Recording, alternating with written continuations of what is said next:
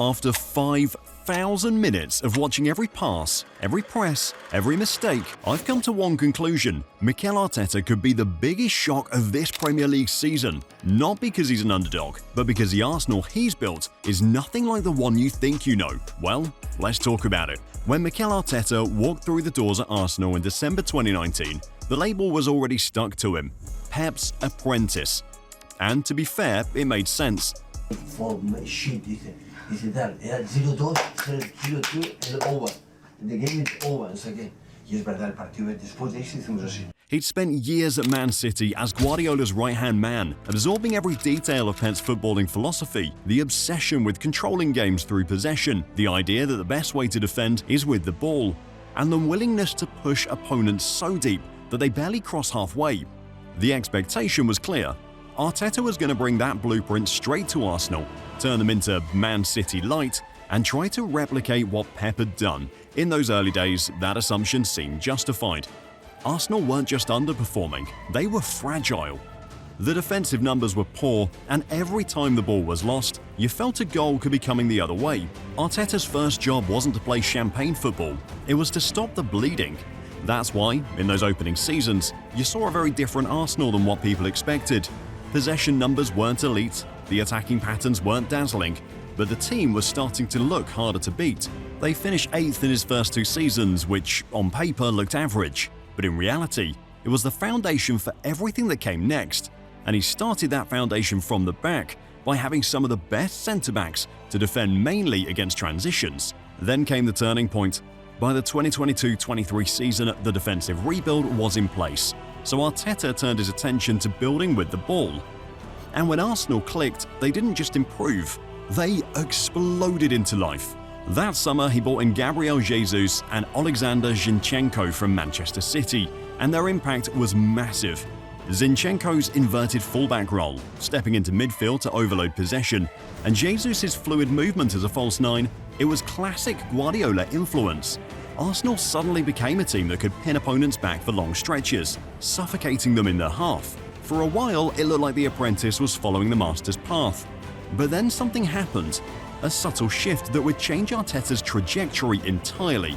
In 2022-23, Arsenal topped the Premier League table for a record 248 days. They were flying, but the title slipped away in the closing weeks, and the dagger came at the Etihad with a 4-1 defeat to Guardiola's City. That day was a wake-up call. Arsenal pressed high, committed bodies forward, and tried to go toe-to-toe with City, exactly how Pep would have approached it. The result? They got picked apart on the counter, ruthlessly and efficiently. That loss felt like a fork-in-the-road moment for Arteta. He could have doubled down on Pep's possession-heavy approach, or he could start forging his tactical path. And the next summer's transfer window showed his decision. Declan Rice arrived for a club record fee, along with Kai Havertz, Jurrien Timber, and David Raya. Every one of those signings was about adding defensive resilience, flexibility, and control without the ball. This was the evolution. Arteta was no longer obsessed with always having the ball. The numbers told the story. In 2022-23, Arsenal's ball progression stats were near the top of the league. The following season, they dipped. Possession dropped too. Arsenal finished only 6th in the possession table, and their open play expected goals ranking matched that, 6th. On paper, that might have looked like a step backwards, but in reality, Arsenal had become harder to break down, more ruthless in key moments, and increasingly dangerous from set pieces, thanks to Nicolas Jover, the set-piece coach Arteta had brought from City. And not only that, he even brought in creative ideas on the wings, changing the way players like Saka and Martinelli received the ball from midfielders and fullbacks, which made it easy for the wingers. The trade-off was clear. Slightly fewer possession-based attacking opportunities, but far greater defensive stability and set-piece threat. And it worked. Arsenal's underlying numbers that season were better than City's, something no one had managed during Pep's time in England. They missed the title by just a couple of points, but Arteta had proven something important. You didn't have to be a Guardiola clone to compete with Guardiola himself. And that's where the real story begins, because the Arsenal we saw last season wasn't a team still chasing an identity. It was a team with one. The question is, what happened when Arteta entered this season, believing it was finally his year? He'd fixed the defense, he'd balanced the attack, and he'd taken City to the wire 2 seasons in a row. So heading into last season, with the squad he'd built, Arteta wasn't just hoping, he was convinced. What next for Arsenal? Win. Win, win, and win. That's what we want. We built for a few years right now. We have a team that is full of enthusiasm and so hungry to win trophies. We know the competition, but we believe we can do it, so we're going to give it a real go. By the way, guys, if you're enjoying the video, please hit the subscribe button. Thank you. Going into last season, there was a completely different energy around Arsenal. You could sense it in the way Arteta spoke during pre-season, in the confidence in the players' body language, and even in the way the fans talked about the team. We're going to have to play that and be really comfortable and very reassuring and confident. This wasn't a side hoping to be in the title race. This was a side built to win it. The year before, they'd pushed Man City right to the very end, finishing just 2 points behind. That is as close as you can get without actually lifting the trophy. And the manner of that near miss left scars. Arteta knew they had been within touching distance. He looked at his squad and believed only minor adjustments were needed, not a complete overhaul. That is why the summer was about precision, not wholesale changes. Mikel Merino came in to strengthen midfield options, and Calafiori added depth and quality to the defensive unit. These were targeted moves designed to cover small gaps rather than reinvent the team. On paper, Arsenal looked ready. They have the defensive structure, the midfield control, and more than enough attacking weapons to finally cross the line. But the Premier League is merciless. You can be almost perfect and still fall short. The truth is, Arsenal didn't implode, didn't suffer a dramatic drop in form, and didn't lose a title because of a collapse in big games. They lost the exact same number of matches as the eventual champions, just 4. That's a record worthy of winning the league in most seasons. The problem was the draws. Arsenal drew 14 times compared to Liverpool's 9. In a race this tight, those extra 5 stalemates were the difference between second place and a parade through North London. Those draws weren't the result of being outclassed. Many of them came from matches where Arsenal had done most things right, but failed to land the final punch. The trip to Brighton stands out. They took the lead, kept control, but a lapse led to a penalty for Brighton. Pedro scored, the game ended 1-1, and 2 valuable points evaporated. That story repeated itself too many times. Games that were there to be won ended up slipping away. A huge factor in that was the absence of Bukayo Saka. He isn't just another winger in this team. He's the player who forces opponents to retreat, who draws fouls in dangerous areas, who creates and scores in equal measure. Without him, the attack lost its sharpness. During the period when Saka was injured, or only fit enough to feature in short bursts, Arsenal's results dipped noticeably. They drew with Brighton, Aston Villa, Nottingham Forest and Manchester United, and also drew to Everton, Brentford and Crystal Palace. Against the last 4 I mentioned, Saka's involvement was limited to about half an hour, and in others, he wasn't involved at all. It wasn't that Arsenal looked bad without him. They still had structure, still controlled large parts of matches, and still looked solid defensively, but they lacked the decisive edge in the final third. Those moments where one player can change the entire course of a game simply weren't happening. In a title race, that is fatal. If even half of those draws had been turned into wins, the picture at the top of the table would have been completely different. Arsenal could very well have been champions. That is why last season feels so frustrating when you look back at it now. The margins were painfully thin. The gap between success and failure came down to moments that could have gone either way. Arteta knew exactly where the problems lay. There was no need to tear the whole thing apart.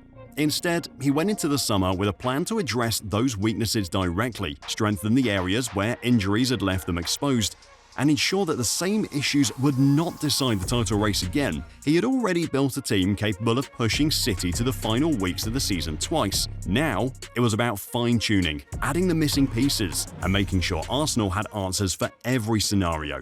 And this time, to make sure they don't fall to Liverpool. And he's done just that. Arteta didn't waste time feeling sorry for himself or his team. He knew exactly why the title had slipped away, and he also knew the solution wasn't going to be a complete rebuild.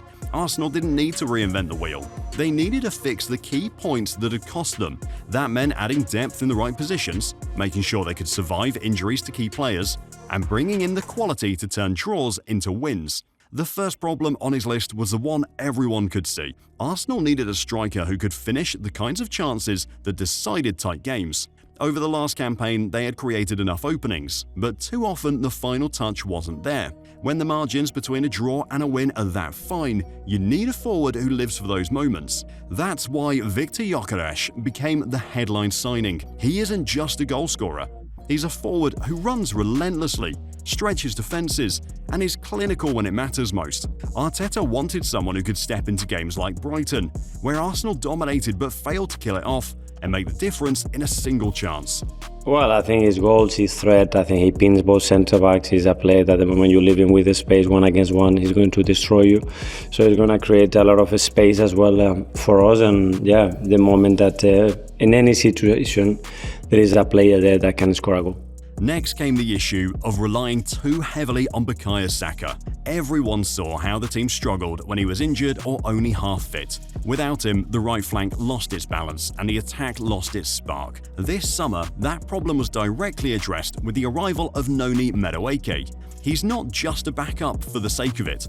He's a player who can beat a man, carry the ball at speed, and provide the end product. With Madueke in the squad, Arsenal now have the ability to keep the same attacking threat even if Saka is unavailable. Midfield was also strengthened, not by replacing Declan Rice, but by giving him a partner who could complement him perfectly. That's where Martin Zubimendi comes in. Together, they offer control, defensive stability, and the ability to dictate games from deep. Zubimendi reads the game well, picks his passes quickly, and can free up Rice to step higher when needed. In pre-season, the chemistry between them has been obvious, and it's something Arteta clearly envisioned when he made the move. To make sure there was no drop-off when rotation was needed, Nørgaard was also brought in as a reliable backup option, someone who knows his role and can step straight into the system without disruption. Arteta also turned his attention to the backline. Injuries to key defenders had disrupted momentum in past seasons, so this time he made sure there was depth everywhere. Mosquera was added to provide backup in central defense, a player comfortable with both defending deep and holding a high line. The idea was clear. No matter what the fixture list or injury situation threw at them, Arsenal would always have stability at the back. By the end of the window, it was hard to find a department that hadn't been strengthened. Arteta's summer business wasn't about flashy signings or unnecessary changes. It was about solving the exact problems that had stopped them from winning the title, from the goal threat up front to the insurance policy on the right wing, from the midfield balance to the defensive cover. Every decision had a clear purpose. On paper, this was a squad ready to go again, but this time with fewer weaknesses and more answers. But are more players truly the answer? Look, I feel like Arteta's got 6 new players, and he might get a 7th, he might even get an 8th.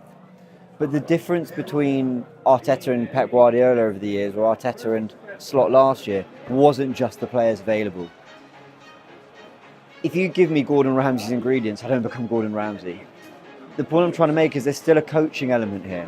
Cool, we got Gyokeres, cool, we got Zubimendi, Mosquera might add something to this squad. I mean, even we seem to have better depth. I mean, we were bringing on 6-7 players I was genuinely excited to see. But the ideas are the same. We invert Lewis Kelly. We ask Declan Rice to pull really wide. Odegaard doesn't get involved centrally. He's always out on the right. Saka gets the ball. If he doesn't beat his man, we're asking Ben White to overlap. Martinelli has very little help, and the striker has to do loads of work to try and bring everyone else into the game, as opposed to getting the service that the goal scorer up front needs. It's the same repetitive tactics, Robbie. Now, Arteta might look at what's gone on over the last few years and go, we've been so close, second 3 years in a row, the odd semi-final here and there, give me the right players and it'll get us over the line. And maybe that might happen. I don't believe it is. I think there's something about the coaching, the tactics, and the way Arteta's doing the job too that is crucial. Signings are not the only answer to why we're falling short. Well, yes and no. Having the right players is only half the job. The real challenge for any manager is taking those individuals and fitting them into a system that works under pressure, week in and week out. Arteta has built his squad step by step, fixing the weaknesses that cost him in previous seasons. But now he faces a different kind of test, integrating the new signings without losing the identity that has made Arsenal one of the strongest teams in the league. For the last few years, Arsenal's tactical approach has evolved in stages. First came the defensive rebuild, cutting out soft goals, organising the backline, and making the team hard to beat. Then came the attacking improvements, sharper build-up play, more variety in the final third, and new ways of creating chances. Now, with the latest additions, the focus shifts again. But here's where the bigger picture comes in. Arteta isn't looking to rip everything up and start over. That would be a mistake. Pep Guardiola didn't turn Man City into a winning machine overnight. He built it over years, making constant tweaks and keeping the same core principles. Each season he solved one problem at a time until the team became nearly flawless. Jurgen Klopp also stuck with his philosophy at Liverpool, only adjusting certain pieces while keeping the same high-intensity style. He persisted with it, refined it, and eventually it delivered a Premier League title. Arteta is in a similar position now. His method is working. They've gone from mid-table instability to pushing the best team in the world 2 years in a row. Starting from scratch would only slow that progress. The challenge now isn't to build a new Arsenal, it's to perfect the one he already has. That's why the new signings are targeted solutions, not wholesale changes. He's adding weapons to an already strong Arsenal, not rewriting the manual. If this integration works, Arsenal will have the balance they've been missing, the ability to win with control, win on the counter, and grind out results when needed. That's the profile of a champion. But for all the improvements, there's still one gap Arteta hasn't closed, and it's on the left wing. Gabriel Martinelli's numbers last season weren't good enough for a team aiming to win the league. 10 goals and 6 assists in 51 games is far too low for a wide forward in a title-chasing side. In matches where the right flank wasn't firing, the left didn't step up often enough to compensate, and that imbalance cost points. That is where a player like Eberechi Eze could change everything. He's direct, creative, and can operate effectively in tight spaces, giving Arsenal a different type of threat on that side.